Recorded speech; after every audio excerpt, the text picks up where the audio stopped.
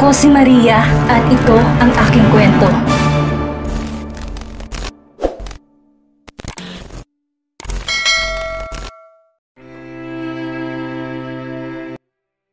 Vera, saan ka nanggaling? Umaga na pero ngayon ka palang umuwi? Namamanghang tanong ni Becca sa anak na nakita niyang papasok ng kanilang bahay. Alam ng matandang babae na umalis ang anak kahapon, gaya ng mga nakaraang araw. Subalit hindi niya napansin na hindi pala ito umuwi ng nagdaang gabi.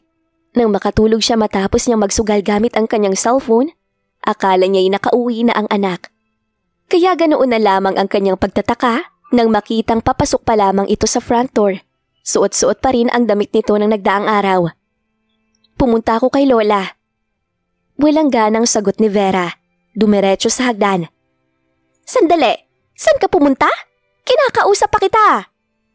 Ani Becca, nagmamadaling hinabol ang anak sa hagdan. Inuumaga mo ko, Vera. Alam mo pinakaayaw ko sa lahat ang binabastos ako. Humarap ka! Ani Becca. Umirap si Vera. Pagod siya at puyat sa pagbabantay kay Doña Cora sa magdamag. Kahit na hindi nito sinabi sa kanya na gawin yun, she volunteered. It was for a purpose. And the least she needs right now ay ang pagbubunganga ng kanyang ina. Subalit, kilala ni Vera ang ina. Hindi siya nito titigilan hanggang hindi niya ginagawa ang gusto nito. Kaya naman sa bandang huli, napilitan na ring harapin ni Vera si Becca. Anong gusto mong malaman, Mami? Ani Vera, walang emosyon. Bakit ka pumunta kay Cora at doon ka pa nagpalipas ng gabi sa kanya? Bakit? Tanong ni Becca. Seryoso. That Leticia who came forward is a fake. Nalaman ni Lola at tinangka niyang ipahulang impostora. But the fake Leticia hurt Lola bago siya tumakas. Now the witch has gone. Buti nga sa kanya. Ani Vera, bakas ang galit sa tinig. Agad namang namutla si Becca. Bahagyang naliyo kaya napahawak sa balustre ng hagdan. Hindi maaari. Hindi maaaring sumabla yung babaeng yun. Hiyaw ng matandang babae sa kanyang isip. Isinugal niyang lahat sa babaeng yon. Tapos, Mommy, are you alright? Tanong ni Vera sa ina na sa tingin niya ay nanghihina sa di malamang kadahilanan. Hindi sumagot si Becca. Bagkus ay agad na umakyat sa silid nito. Nagmadali niyang hinugot mula sa kanyang closet ang isang basic phone at tinawagan si Dahlia, ang babaeng pinagpanggap niyang si Leticia. Anak ito ng dati niyang kasamahan sa club, si Angelo, na mas naunang nakilala ni Edwin, ang kanyang yumaong asawa. Walang pangarap sa buhay si Angelo at tatanga-tanga kaya mabilis lang niyang naakit si Edwin. Hindi gaya niya na noon pa man ay talagang alam nang ang pagyaman ang bukod tangi niyang hangad sa buhay. Lingid sa kaalaman ni Edwin, nagbunga ang pakikipagsiping nito kay Angelo at yun nga si Dahlia. Subalit namatay sa panganganak si Angelo, kaya siya mismo ang naglagay sa bata sa bahay ampunan. Siya naman ay madaling ipinaako ang ipinagbubuntis kay Edwin. Yun si Vera. Ginawa niya yun para sa pangarap niya. Ginawa niya yun dahil kaya niya. Ang tunay na pagkatao ng kanyang anak ang isang sekreto na handa siyang dalhin hanggang kamatayan. At si Dahlia naman ang kanyang pagkakataon upang makuha ang kayamanan ni Cora na matagal na niyang inaasam. Subalit ang lintik na Dahlia, ang babae pa yata ang magpapahamak sa kanya. Paulit-ulit na tinawagan ni Becca ang cellphone number ni Dahlia. Subalit hindi nito sinasagot ang kanyang tawag. Sa puntong iyon, alam na agad ni Becca, kailangan niyang hanapin si Dahlia at tapusin ang kanyang sinimulan. Sir, nandito na po tayo. Untag ni Ella kay Max nang mapansing tila hulog sa malalim na pag-iisip ang boss. Kahit na kanina pa sila nakarating sa GDC building. Kumurap si Max. Hinamig ang sarili bago tinanaw sa labas ng sasakyan ang building ng GDC. Napabuga ng hininga ang binata. He used to like going there as a kid, learning the ropes of the company as a teen, and eventually leading the company when he entered adulthood. Leading GDC has been a lifelong dream. And now, it feels like that dream will be taken away from him today. Hindi siya halos nakatulog ng nagdaang gabi. Iniisip niya ang mga maaaring mangyari ngayon sa secret board meeting na pupuntahan niya, kahit na hindi siya imbitado. Sa isip niya ay alam na niya ang mga mangyayari, but he won't give in without a fight. GDC is his birthright. Sir? Muling untag ni Ella sa amo. Napabuga ng hininga si Max bago nagmamadaling lumabas ng sasakyan. Agad namang sumunod si Ella sa boss. Pagdating nila sa boardroom, agad na bumakas ang gulat ng mga board members na naroon. Max, iho? Ni Mr. Amparo, isa sa mga board members. Hindi ko alam na papasok ka ngayon. Ang akala ko'y magbabakasyon. Magbabakasyon ako? Gaya nung sinabi ko kay Ella na ipakalat niya sa mga department heads kahapon? Putol ni Max sa matandang lalaki. Dumiretso ng upo sa kabisera ng oval table. Well, that was intentional. To make it look like you are free to use the boardroom today without me. Surprise! Surprise! I am here, and I am willing to participate with whatever agenda you have today, Mr. Amparo. Dugtong pa ng binata. Ikinuyom ang mga kamay at nagpigil ng emosyon. Alanganing umiti si Mr. Amparo. Iho, wala lang naman itong meeting na to. Herman, wag na tayo magsinungaling. Putol ni Mr. Vergara sa kasama. Nandito na rin lang siya. Sabihin na natin ang mga nais nating sabihin at gawin. Dugtong pa ng matandang lalaki bago bumaling kay Max. Iho, ang meeting na to ay tungkol sa hindi na magandang pamamalakad mo sa GDC. Sunod-sunod ang mga kinasangkutan mong kontrobersya na hanggang ngayon ay hindi pa nare-resolba. We are afraid that if you will continue to hold your position, this company won't make it till the end of the year. Lalong nagngit-ngit ang kalooban ng binata. Subalit pilit na kinalma ang sarili. That's an exaggeration, Mr. Vergara. We have faced crises like this in the past. GDC stood the test times. What difference does it make this time? Dahil ikaw ang nariyan. Gigil na sagot ni Mr. Vergara. You are not your grandparents nor your father, Max. You only carry their name, but not their wit nor their ability to lead this company. Kaya iisa lang ang nakikita naming solusyon para maisalba ang reputasyon ng kumpanya na unti-unti mong sinisira. And that is your removal from your position. I agree! Sabay-sabay na sagot ng iba pang board members bago nagbulungan. Lalong nagtagis ang mga bagang ni Max. This man wanted to oust him out of his family's very own company. The nerve of this asshole. Lihim na nagngit-ngit ang binata. I think it's a unanimous decision, Max. Ani Mr. Vergara, ngumisi. It's not unanimous. Tutol ng binata sa may bigat na tinig. Thomas and his children are not here. Anang binata, kasabay niyon ang biglang pagbukas ng pinto sa boardroom at iniluwa ang bulto ng nakangising si Thomas. Well, I'm here now. Long time no see, nephew. Did I miss anything? Anito, marahas na tinulak pabukas ni Max ang pinto ng kanyang opisina. Subalit imbis na sa kanyang mesa, dumiretso ang binata sa minibar. He poured himself a drink on the crystal glass and drank it all in one go. But once was not enough. He did it 3 times more and yet, still it was not enough. Not enough to calm himself. I'm sorry, Max, but you have to go. Ani Mr. Vergara kanina. And cheers to our new CEO, Mr. Tomas Guerrero. Lalong nagngit-ngit ang binata sa naalala. Makailang ulit na uminom ng alak bago gigil na binagsak ang baso sa counter minibar. Those asshole! How can they trust a thief more than me? Singhal ng binata. Mahigpit na ikinuyom ang mga kamay. Pagsisisihan nilang lahat ng to? And when they realize their mistake, luluhod din sila sa pagmamakaawa sa akin. GDC is mine. Hindi nila makukuha ng buang kumpanya ng pamilya ko. Anang binata, bago muling nagsali ng alak sa baso at sinaid ang laman niyon. Maya-maya pa? Sir? Ani Ella. What? Wag mo kong pigilan, Ella. Alam kong ginagawa ko. Singhal ni Max sa assistant. Umalis ka, Ella. Hayaan mo ko. Subalit hindi natinag ang assistant. Ito pa mismo ang umagaw ng baso na hawak ng boss.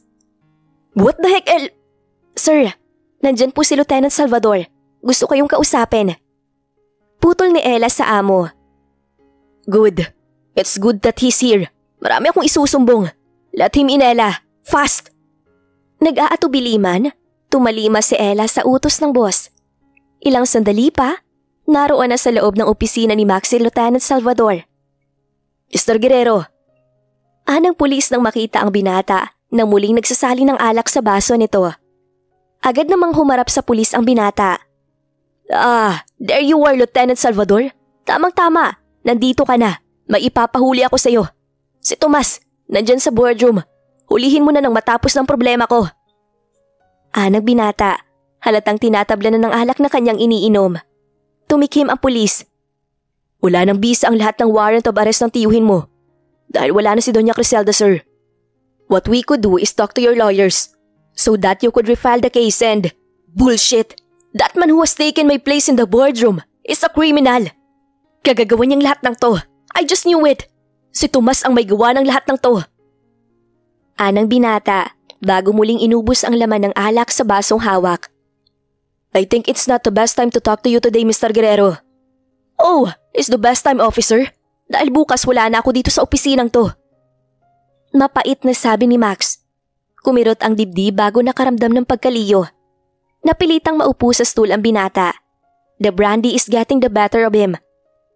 Lahat na lang, wala na siyang ginawang tama. Well, kaya siguro inalis ng tadhana sa buhay niya si Demi. Maybe because he is a loser. Demi doesn't deserve a loser, does she? And maybe that's why everyone he loved left him. Because he is a loser. Always a loser. Muling nagsali ng alak sa baso si Max at sa mga sumunod na sandali ay sinubukang lunurin ang kanyang lungkot at kalituhan sa pamamagitan niyon. Samantala, si Ella naman ay iginiya si Lieutenant Salvador palabas ng opisina ng amo. Pasensya na kayo, sir. It's really a bad day. Tumangutango si Lieutenant Salvador. Naiintindihan ko. Siguro kung pinilit ko lang na dumaan dito kahapon, baka nakausap ko si Mr. Guerrero ng maayos. May nangyari kasi kay Doña Cora. Yun ang tinutukan ko. Kumurap si Ella. Anong nangyari kay Doña Cora, sir? Nag-aalalang tanong ng babae. Sa mabibilis na salita ay ipiniliwanag ng pulis ang nangyari sa matanda ng nagdaang araw. Tigalgal namang nakinig si Ella. Hindi lubos maisip na ang babaeng binigyang pansin ng kanyang boss at pinakitaan ng mabuti ay isa palang huwad. Nasaan ang peke Leticia, sir? Muling tanong ni Ella. Nawawala siya at marahil hindi na babalik pa. Anang pamilyar na tinig ni Vera na noon ay naglalakad palapit sa dalawa mula sa direksyon ng lift. Ma'am Vera, bakit ka nandito? At saka paano ka nakapasok? Nasa blacklist ka na building at… I have my means. Besides, I'm here on official business. Inutusan ako ni Lola na sabihan si Max tungkol sa mga nangyari. Paliwanag ni Vera. Bumaling pa kay Lieutenant Salvador at marahang tumango. Sandali namang nataranta si Ella. Hindi malaman kung anong uunahin. Maya-maya pa, lumabas ng opisina nito si Max. Lasing na. Agad itong dinaluhan ni Ella subalit umalalay rin si Vera. Sa kabila ng kalasingan, nagawa pa ring makilala ni Max ang dalaga. Vera? Why are you here? Ani Max, napapikit na. Tuluyan ang ginugupo ng kalasingan. For you, Max. Nandito ako para sa'yo. Gaya ng dati. Anang dalaga. Mabuti pa siguro dalhin na natin si Sir sa penthouse, ma'am. Ani Ella. Tumango si Vera at tinulungan ng assistant na dalhin si Max sa mismong silid nito sa penthouse. Salamat po sa pagtulong sa akin, ma'am. Ako na pong bahala kay Sir Max. Ani Ella nang mailapag nila sa Max sa kama nito. Subalit umiling si Vera. Ako nang mag-aasikaso muna kay Max, Ella. Do his work for him. Alam kong mas magugustuhan niya yun kapag yun ang ginawa mo. Sandaling nag-atubili si Ella. Subalit sa huli, napasunod din ito ni Vera. Tinabihan ni Vera si Max sa kama at hinaplos ang pisngi ng dating nobyo. Hindi naglaon, hinalikan ng dalaga ang labi ni Max. Gumanti ito. Pasado 7:00 na ng gabi at kararating lamang ni Demi at Erica sa apartment mula sa maghapong paghahanap ng paupahang bahay nang makatanggap si Demi ng text mula kay Max. Agad na kumabog ang dibdib ni Demi nang mabasa ang mensahe ng asawa. Pinapapunta siya nito sa penthouse nito sa GDC dahil nais nitong mag-usap sila. Sandaling nag-isip si Demi. Inalala ang masasakit nitong salita ng nagdaang araw. Subalit paano kung kalmado na ito? Paano kung gusto na talaga nitong mag-usap sila ng maayos? Ipagkakait ba niya ang pagkakataong yun para masabi niya rito ang tungkol sa kanyang ipinagbubuntis? Wala sa sariling napahawak sa kanyang tiyan si Demi. Alam niyang nagdesisyon na siyang kalilimutan na si Max. Subalit, kaya pa niyang magbigay ng isa pang pagkakataon. Kung sa bagay, Ito na ang nagsabi na mag-usap sila. Maybe something changed. And maybe that's the opportunity she was waiting for. Erika, may bibilhin lang ako saglit. Paalam ng dalaga sa kaibigan. Dumiretso na sa may pinto. Sandali, anong bibilhin mo, Demi? Pahabol na tanong ni Erika, subalit nagdire-diretso lang palabas ng bahay ang kaibigan. Si Demi naman ay agad na sumakay ng taxi at dumiretso sa GDC building. Pagdating doon, pinapasok siya agad ng mga guards dahil kilala siya ng mga ito. Hindi naglaon, narating niya ang penthouse ng asawa. At ubiling nag-doorbell ang dalaga. Nakatatlong pindot siya ng doorbell bago bumukas ang pinto. Subalit imbis na si Max ang sumalubong sa kanya, si Vera ang naroon. Nakasuot lamang ng polo ni Max, wala nang iba. Ngumiti ito. Anong ginagawa mo rito, Demi? Agad na namanhid si Demi sa tanong ni Vera. Hindi alam kung ano ang dapat sabihin o gawin sa nadatnan. Hindi na kailangan pa ng mahabang paliwanagan. Alam na agad ng dalaga kung bakit naroon si Vera at kung bakit ganoon ang suot nito. Pero pinapunta siya ron ni Max. Bakit? Si Max bang hinahanap mo?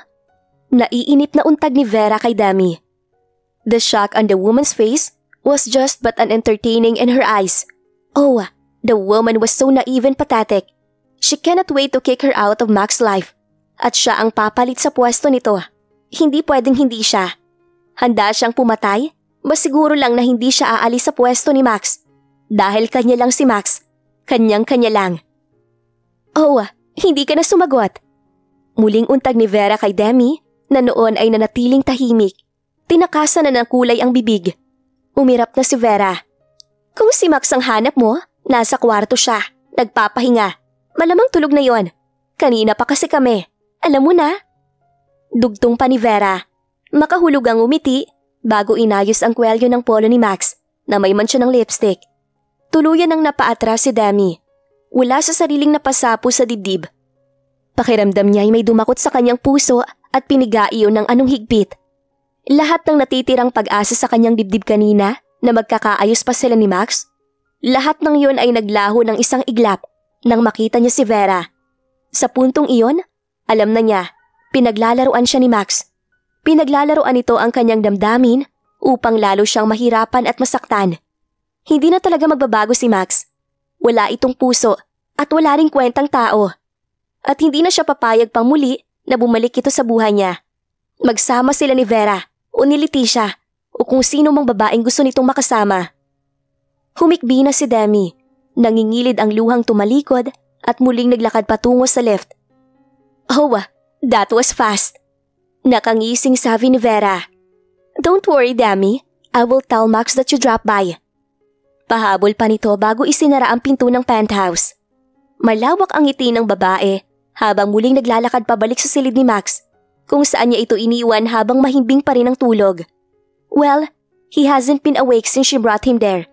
He wasn't just drunk. He was dead drunk. Ni hindi siya nalapatan ng daliri nito. At least makipagtalik man lang. Subalit nagkasilbi naman ang pagiging lasing nito. Nagawa na niyang itaboy ng tuluyan si Demi sa buhay ni Max. Wala na rin ang peking Leticia. Ang dapat na lang nagawin ni Max ngayon ay bumalik sa kanya. Dahil siya lang ang bukod tanging mananatili sa tabi nito at wala nang iba.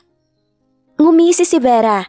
Naglakad patungo sa bedside table kung saan nakapatong ang cellphone ni Max na ginamit niya upang i-text si Demi. She deleted the entire conversation para walang ebidensyang may ginawa siya. After that, she laid beside Max again na parang walang nangyari.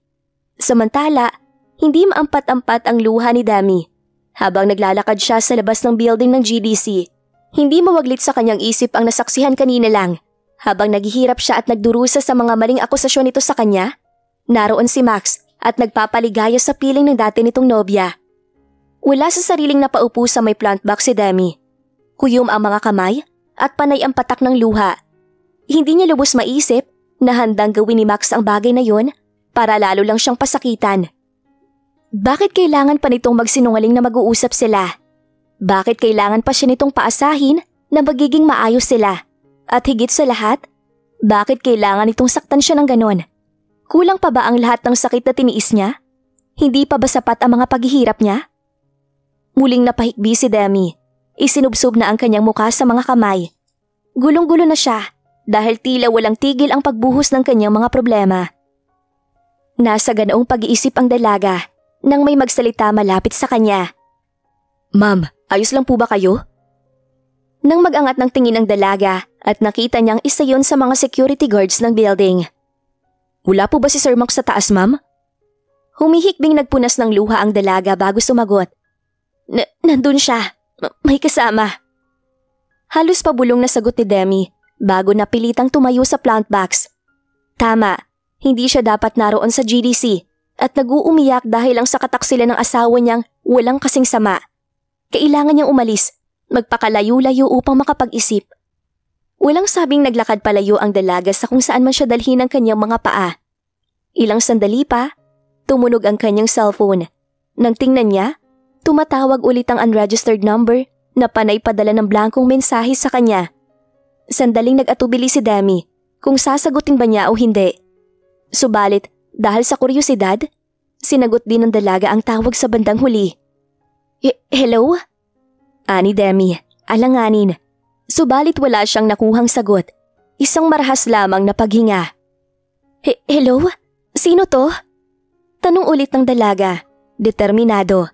Maya-maya pa? Ang bilis mo naman makalimot, Demi. Hindi mo ba ako nabobosesan? Sabi ng nasa kabilang linya na tuluyang nagpa-estatwa sa dalaga. Kilala niya ang boses na yon. Hindi siya maaaring magkamali. Tiyo Rodel? Ani Demi sa nanginginig na tinig. Oo, ako nga. Mabuti at hindi ka pa nakakalimot sa kabila ng yamang tinatamasa mo. Big time ka na raw eh. Magpaambun ka naman. Anang tiyuhin sa kabilang linya. Nanginig na si Demi. Hindi ko po alam ang sinasabi mo, tiyo. Punyeta ka? Ako paguguyuhin mo gayong ilang buwan na ako nagtatago dahil pinapatugis ako ng mayaman mong asawa? Hindi ako makapirmi sa iisang lugar dahil sa iyong sampid ka? Kaya ngayon nasa akin ang alas. Kayang-kaya na kitang paikutin sa aking mga palad. Alas? Naguluhan si Demi. Wala siyang naiintindihan sa sinasabi ng tiyuhin. Ano pong ibig mong sabihin, tiyo? Nabitin sa ere ang mga sasabihin ng dalaga nang makarinig siya ng sigaw at marahas na kaluskos sa kabilang linya. Hanggang sa, Ate! Ate Demi! Kinuha kami ni tatay sa facility, ate! Tulungan mo kami! Ani Sevi sa kabilang linya. Napasinghap si Demi. Automatikong tinambol ng kaba ang dibdib. Sevi? Tama ka, Demi. Ang traidor kong anak yon. Ngayong alam mo na natagpuan ko na sila at sama-sama na ulit kami. May mga bagay ako na gustong hilingin sa iyong sampid ka. Puntahan mo kami dito sa dampa ko, malapit sa Batis. Alam mo naman to, di ba? Nandito kami. Magdala ka ng pera, kapalit nitong lintik na tiyahin mo at pinsan. Damihan mo. Pero tiyo, punyeta ka. Umunta ka dito ngayon din. Gigil na putol ni Rodel bago nagpaputok ng baril. Lalong natensyon si Demi. Napaluhod na sa baldosa. Kasunod niyon ay sunod-sunod na paghagulhol ni Sevi. Humalakhak si Rodel pagkatapos. Talagang matatakutin ka, Sevi. Hindi ka naman tinamaan ah. Pero sa susunod, sisiguruhin kong hindi na ako magmimintis. Narinig mo yun, Demi? Sa susunod, hindi na ako magmimintis. Anang matandang lalaki bago tinapos ang tawag. Humikbi ang dalaga, nanghihinang tumayo. Sa isip ay isang pagpapasya ang nabuo bago nagmamadaling pumara ng taxi. Ano ang gagawin ni Demi ngayong hawak ng tiyuhin niya ang tiya niya at si Sevi? Ano ang mangyayari ngayong nalinlang ni Vera si Demi? Malaman kaya ni Max ang pagpunta ni Demi sa penthouse niya? Ano ang gagawin nito kapag nalaman kasama niya si Vera? Yan ang ating aalamin sa susunod nating kabanata.